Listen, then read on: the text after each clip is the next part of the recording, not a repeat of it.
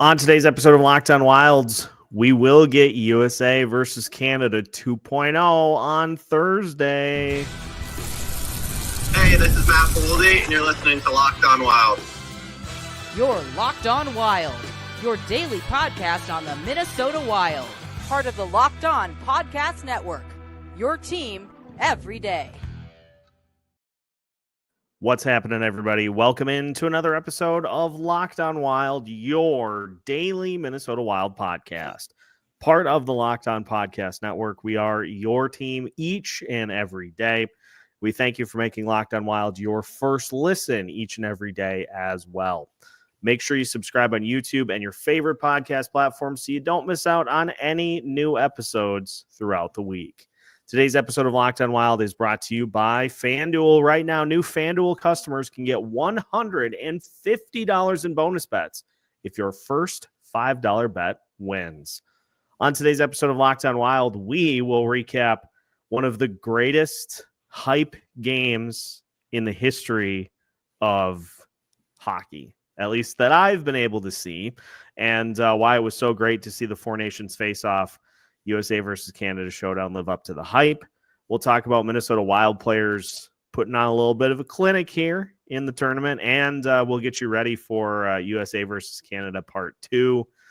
And did Ryan Hartman's appeal happen? What is happening? What's going on? We'll talk about that as well here on today's show. My name is Seth Toupal, host of Locked On Wild, and joined as always, by Alex Micheletti here on a Monday episode of the show. And Alex, the Wilds did not play, at least as a full team, but full throttle victory Micheletti Monday here because Team USA, they did the heavy lifting and they beat Canada to get themselves to the championship game. And we know, courtesy of an early Canada-Finland game, we know that it'll be the USA versus Canada coming up on Thursday. So before we talk about the game itself, let's just get right to the fact that you had a game that was one of the more hyped games that I can remember. Like the buildup for this, I was critical of the NHL for not promoting this game hardly at all. Well, it turns out they didn't need to because the buildup for this was insane. I turned Saturday into like the Super Bowl again. Like I prepped food all day for a hockey game. I've never done that in my life. But the tension and the atmosphere like just steadily built throughout the week. And the game delivered. The game delivered all of the hype, and it was just fantastic. Yeah, we had 3 fights in 9 seconds. That was insane. I did not see that coming. We had, Tkachuk, Brady Tkachuk fighting Matthew Tkachuk's teammate from Florida, Sam Bennett. We had JT Miller trying to fight Colton Parayko, who never fights. It was just chaos, and right away I was like, oh boy, here we go. Matthew Tkachuk, setting the tone for the first fight. And, yeah, it was just insane. And it was really cool just to see Wild players out there too, being a part of it because, the hype was right there. And then to have a couple of our local stars in it was awesome as well. Yeah, we'll talk a little more about the individual performances by Wild players here in a little bit, but we talked about this, and I talked about this in the week leading up to the game. After we saw USA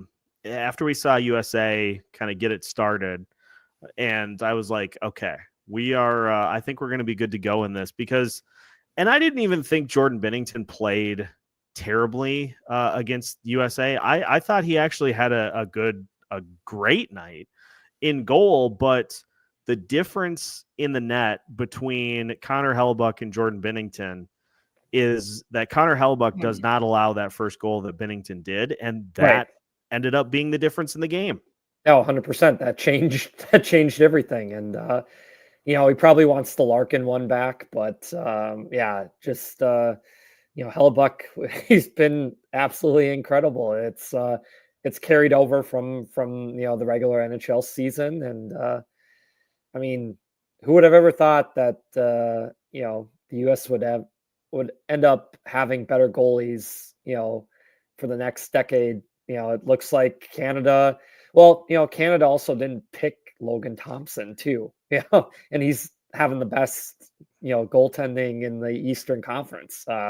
So, if, after this tournament's done, if Canada doesn't win on Thursday, there's going to be a lot of, nitpicking on what went into the team because, the Canadian World Junior team struggled again this year. And so, yeah, Canada's got to figure it out for the Olympics coming up, what they're gonna do and get back into the think tank for development for their goalies. Yeah, I mean, I suppose I get it that you're bringing a veteran guy, and Aiden Hill was the other goalie for Canada. Right. But, you just are in such a pressure cooker going up against the best goalie in the world and having to try to keep pace with that. And how about his backup, Jake Ottinger? So it's like, the U.S. team is living, and Swayman's like, are you kidding me? That is the 1, 2, 3 of just, oh my goodness. Just some of the best in the world are the U.S. goalies. Yeah. And it was a defensive clinic right by Team USA in just limiting, suffocating opportunities for a team Canada. Like, you read off the power play lineup, and I had a panic attack when I read off that top unit for Canada. And it just, like, the Team USA just did not allow them any space to operate. And they pounced on the Canadian mistakes. Crosby turned it over on the Larkin, game winner there. And they just, they came close with the empty net, that McKinnon shot late. But the U.S. held strong there at the end. And, it just gives them such a big confidence boost on Thursday too. Oh yeah. We will get the rematch because Canada was able to beat Finland. Team USA plays Switzerland here tonight. The game means Sweden. Thank you. I think I've been doing that all tournament. Nice to meet you, Kara. So the Team USA plays tonight, but the game is at this point worthless. So Connor Hellebuyck's not in net. He's getting a rest before Thursday's game. Matthew Tkachuk is out of the lineup. He's getting a rest as well. Chris Kreider's coming in.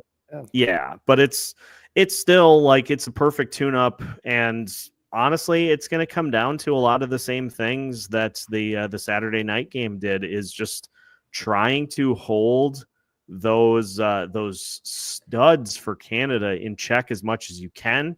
But no penalties. We saw what they did against Sweden. That was incredible. Yeah, you don't need any penalties. Don't ever go on the penalty kill. And I'll still be nervous about having to go up against that power play. And they should get Makar back. So that was just a gigantic loss for Canada in the first game. Yeah, that's no disrespect to Josh Morrissey, but he is not Kale Makar. It's not, or Thomas Harley. Yeah, it's just not. Yeah, it's not the same.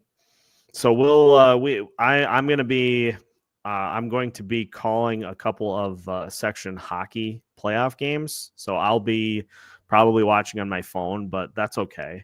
Yes. Because Saturday lived up to the hype, and I think that was the key to turning this into something that has staying power. And I just want to bring it up, and I'm not going to talk too in depth about it, but it was just, I think, shows you kind of where we're at with all-star games as a whole. I was scrolling through X while just last night on the couch, and I got a notification that one of the teams for the NBA skills competition got disqualified because they cheated. And at that point, I was just sitting on my couch, and I'm like, we have to get rid of all-star games altogether. Yeah, they keep going downhill. The NFL's flag football now, and it's just a disaster. The NBA won last night. They were doing a Shaq and Kenny and Charles Ernie tribute during the middle of the last game. It just was, and they had a musical performance, half like 3/4 of the way through. I mean, it was, they had Kevin Hart on the mic doing jokes. It was just, roasting people. Boy. Yeah, I can't wait to see what the ratings are for that. Just because it's turned into a complete dumpster fire in the NBA too. And maybe the other leagues can look at this Four Nations tournament and get some inspiration. I know it'd be tough for NFL, but I saw something going around on X of having teams from individual states, a couple of states play each other. Or I saw another one where you get a couple of colleges, alum, from colleges and do something like that, rotate it. But just makes no sense. And the MLB All-Star Game is a complete joke too. So it just is like, just either do something like the Four Nations or just let the players go on a 1-week break. Yeah, I think we just need to start appreciating how long these seasons are and just allow the players to have an opportunity for a break in the middle. Let them see their families. I mean, we see that a lot of the players don't see their families a whole lot, and the coaches too. Yeah, it'd be like us in our normal job not having any time off at all, other than national holidays.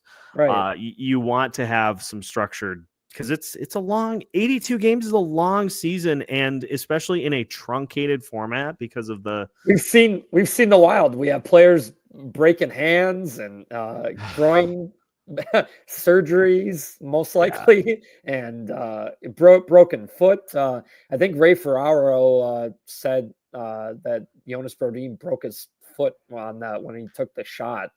That was never really publicly said, but maybe he was breaking news there. But Bill Guerin was probably like, "Why are you breaking this?" But interesting there. But he seems good to go in this Four Nations, so that's good. Yeah, same thing with let's talk about that here a little bit, because the Minnesota Wild have had no shortage of players that have impressed here in the Four Nations face-off. And don't you dare tweet about it, though, because if people find it the next day, then they'll call you out on it. I'll tell that story too, because I think it's one of the weirdest things that I have ever encountered. That's what's so crazy about the X timeline too, is people will see tweets the next day and respond 12, 13 hours after an event has happened. And of course things change throughout a game. And people calling me essentially an idiot because they're saying, "Oh, do the Tkachuk brothers not exist?" And I'll be like, "Can you read a timestamp?" Right. This is when I sent it out. Obviously, in the game of sports, things can change really fast. Yeah, unbelievable. Well, let's we'll break, then we'll talk about the performances so far, because that's been a lot of fun to watch each particular player. Although, don't ask Connor Bedard fans what they think about how Brock Faber has done in this tournament so far. So we'll talk about all that as we continue today's episode of Locked On Wild after this. Today's episode of Locked On Wild is brought to you by Select Quote. In sports, having a winning strategy is everything. It's how the best teams make it to the Super Bowl, the World Series, and the Olympics. The same goes for life. Having a strategy like life insurance from Select Quote can protect your financial legacy and keep your family's future secure. Select Quote makes it easy to find the perfect life insurance policy. As one of America's leading insurance brokers with nearly 40 years of experience, they've helped over 2 million customers find $700 billion in coverage since 1985. What sets Select Quote apart is their personal touch. Unlike other brokers that offer one-size-fits-all policies, their licensed agents tailor coverage to fit your unique needs. If you're in good health, you might even qualify for same-day coverage of up to $5 million. No medical exam required, and it's more affordable than you think. You can get up to $1 million in coverage for as little as $20 a month. Get the right life insurance for you for less at selectquote.com/lockedonnhl. Go to selectquote.com/lockedonnhl today to get started. That's selectquote.com/lockedonnhl. SelectQuote. They shop, you save. Welcome back to today's episode of Locked On Wild. Once again, we thank you for making Locked On Wild your first listen each and every day. For those looking for the next live show with Denny, that'll be Wednesday night. Obviously, as I alluded to, we're getting to section playoff time here, so I'm going to be busy Tuesday and Thursday with double headers, probably a double header on Saturday too. But hey, I love section tournament time in high school sports here in Minnesota. It is hard to beat, especially when you get into the hockey playoffs, and it's going to be a lot of fun. But we'll Wednesday at 8 p.m. So make sure to tune in then right here on YouTube, and we are going to have a lot of fun with it. Speaking of having a lot of fun, Alex, if you're a Minnesota Wild player in the Four Nations Face-Off, you have had a pretty good tournament, whether it be Jonas Brodin, whether it be Eriksson Ek, who, before we even list off the rest of the names, let's just go right there. I was banging the table for Eriksson Ek to not play, to take the 2 weeks and just recover and rest. He looks like a completely different guy. So I don't know if it's just a little bit of juice representing his country, but whatever it is working. Yeah. How about him getting into it with Patrick Laine too? That was something. I was not expecting that. So that was good to see him getting engaged in that battle. He's playing really well. Just doing his typical things right out parked out front.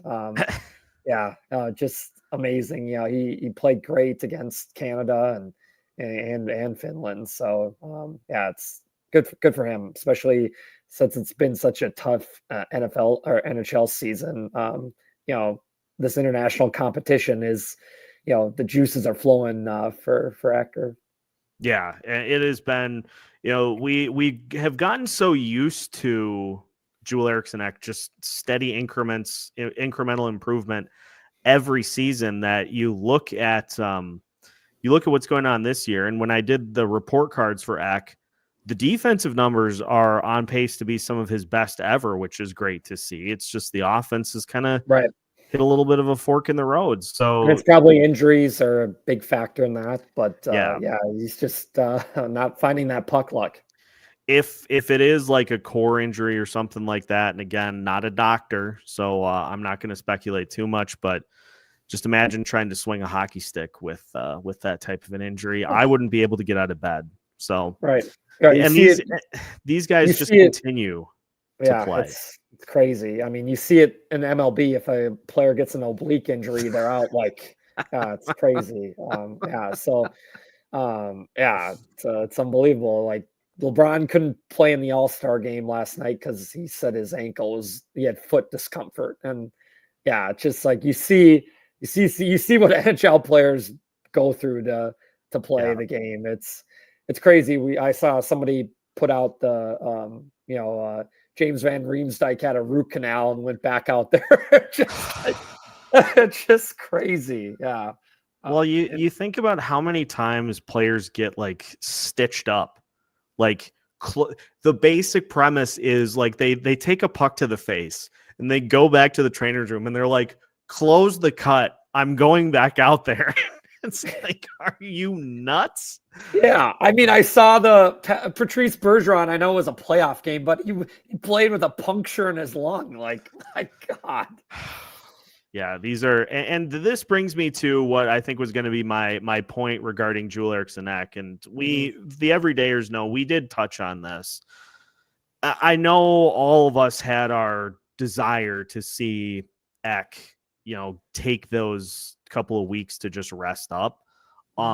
Especially these other players from different countries, they value representing their country over just about everything else. And so at the end of the day, it's not even a question Like if they are able to walk, they're playing, they're skating up. So I'm glad he has found a little something in the tank. And, he's not the only one. Matt Boldy has fit in with some pretty high profile players on that USA roster. Like I love the fact that he's been noticeable. Evidently he doesn't skate north and south enough. So I guess you can't even be happy for a guy having a good tournament. That's an inside joke that right. Some are going to know, but not many. But then Brock Faber looked really good. Philip Gustafsson is one of the single reasons that Sweden was able to get it to overtime against Canada. Had one of the greatest saves of his life. Wild players are showing out in this tournament, and we love to see it. Yeah, it's incredible. And, there was a lot of criticism of Brock Faber, or still is. And, maybe he did look nervous in the first game, but they switched him with Jacob Slavin, and that D pair has been the most trusted. I mean, both him and Faber and Slavin played 25 minutes against Canada. So clearly Mike Sullivan, has a trust factor. That pair played the most out of all the D, and he got the assist on the empty netter, that Gensel put away. And Boldy sprung, Larkin for that goal too. So, I mean, they're both contributing offensively, and obviously they connected on the game winner in the first game and against Finland. And so, it's Bill Guerin was getting a lot of heat for some of his picks, and it's I think he's vindicated. No Tage Thompson. What are you thinking, Billy? Cole Caulfield. Yeah, Cole Caulfield too. Side note, Dylan Larkin is so good. Yeah, and he's playing on the fourth line at some unreal. I mean, it's it goes to he's a character guy. He's on the national development team in the past in Michigan, and so he's been in those big moments before, and always been a USA hockey guy. And so, on a team like this, he's used to playing top line, top power play in Detroit. And, he's a little bit different role with this team, but he's contributing, and he's played fantastic. And the US depth is showing off. The Blackhawks, the Bedard guy who tweeted out, I don't know how anybody watching can have any sort of opinion that Brock Faber is anything other than completely over his head.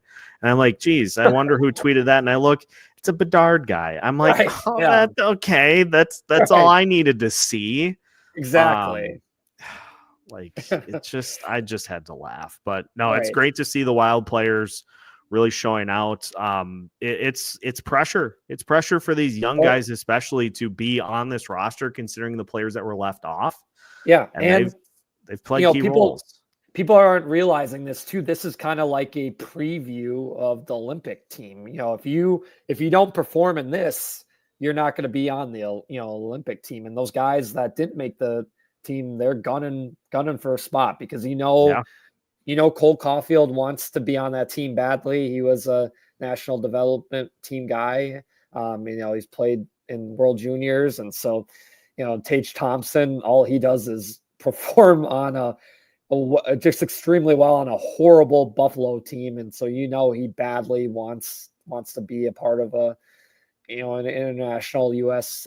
Olympic team. And so there's, the competition is fierce. I mean, you look at the goalies, some of the goalies that didn't make it too. I mean, the U.S. is just stacked in that. That was one interesting talker, and because I am newer to hockey, I haven't really dove into it a bunch. But there have been so many articles about, like, is this finally the time that the USA has caught Canada in terms of, like, overall supremacy? And I think there's still a lot of firepower in Russia, obviously, which they will eventually be part of these types of competitions. But I think if you look between the two, USA and Canada, I think it's fair to say that that the USA is at least starting to get into objects in the mirror closer than they appear territory. Yeah, it's amazing. I mean, look at what the NHL game has done for the growth of hockey in spots that you wouldn't have ever think people would be playing hockey. I mean, Austin Matthews is coming out of Arizona and now one of the best goal scorers in the NHL. And he hasn't scored a goal in this tournament yet, but you'd think one's coming, and or in the Olympics too, he'll be a heavy factor. And just look at Jack Hughes. All these young Quinn Hughes is not on the team due to injury, but I mean the talent level, and we've talked about the goalies, but it's just the level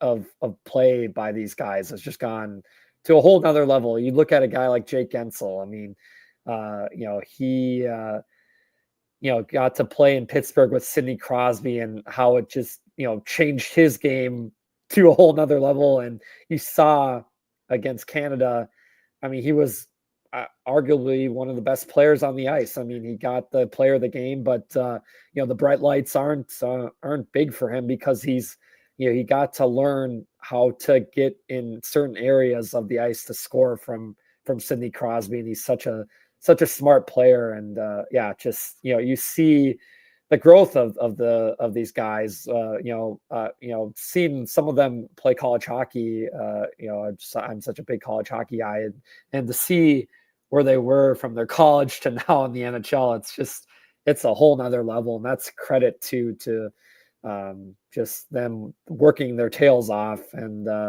trying to get to the, Canada type of playing level, because, look, Crosby, McKinnon, McDavid, Makar, Marchand's playing in the bottom six. I mean, their talent level is just insane too. And for the US to get where they are, a lot of credit, a lot of those guys play, like I have mentioned, have played on the national development team, and those guys, they learn so much in their 2 years there, and they go into college hockey or junior hockey, and it's incredible. Marchand is literally playing fourth line for Team Canada. Like, come on, this the level of play is just insane. And I tweeted it out too. I was like, we will never see this happen because it's just the feasibility is not there. But I salivated at the possibility of a Brady Tkachuk, Joel Eriksson Ek, Matthew Tkachuk line. I was like, the great thing about that game too is, there were so many people that aren't hockey fans that were watching that game. It's grown the game so much. And I know fighting gets a bad rap, but it draws people in. And right from the get-go, the U.S. told Canada, hey, we're not backing down. I know Hagel said in the intermission that he wasn't going to back down to Tkachuk. And it was just awesome. It set the stage for, you knew it was going to be just a complete all-out war to win that game. And U.S. came out on top. And what's really cool about this team is they're bringing back the 80s 70s rock into the locker room, and Freebird's the goal song, and Aerosmith was going after the win against Canada. Dream On. That was sweet. Yeah, those videos, I was looking for brick walls. I'm like, I need a brick wall right now that I can just go run through. And just amazing that, the player of the game, they hold up, or they put on a Johnny Gaudreau USA jersey. That just gives you chills. And, they're not only playing for their country, but, following a teammate that would be on this team. And I'm glad they have, that they're doing that to honor not only Johnny and his brother Matthew, but the entire family. Yeah, that's been such a great touch to the whole thing. So Thursday, we will see who is champion of the Four Nations face-off. We do have the game tonight, but again, not a lot on the line Just really don't get nothing hurt. anymore. Don't get hurt. Oh. That's exactly it. It's just don't get hurt. Get everybody back and ready for Thursday and All Out War 2.0. We're going to finish with a little bit of Wild-related news because I guess Ryan Hartman's appeal happens Friday. I have not seen a word about what has happened. So we're gonna try to figure out what that means to finish off today's episode of Locked On Wild after this. Today's episode of Locked On Wild is brought to you by FanDuel. When the game tips off, the NBA action is just getting started, and there's no better place to get in on it than FanDuel, America's #1 sportsbook. With FanDuel, you can place live bets throughout the game, so even if you miss the opening tip-off or want to bet on a fourth quarter comeback, you can stay in the action. And if you're looking for a bigger payout, you can even combine your live bets into a same-game parlay. One of the best features about FanDuel is the variety of bets that are offered. If you want to, for instance, throw some futures down on the Minnesota Twins to win the Central, Central's weak this year, people.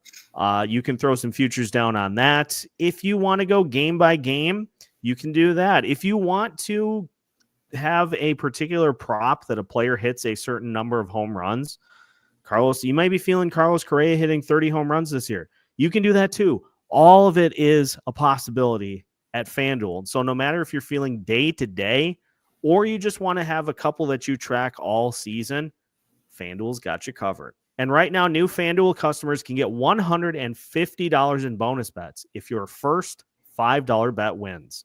Just visit FanDuel.com to join today. That's FanDuel.com for your shot at $150 in bonus bets. Make every moment more with FanDuel, the official sports betting partner of the NBA. Final segment of today's episode of Locked On Wild. And once again, we thank you for making Locked On Wild your first listen each and every day.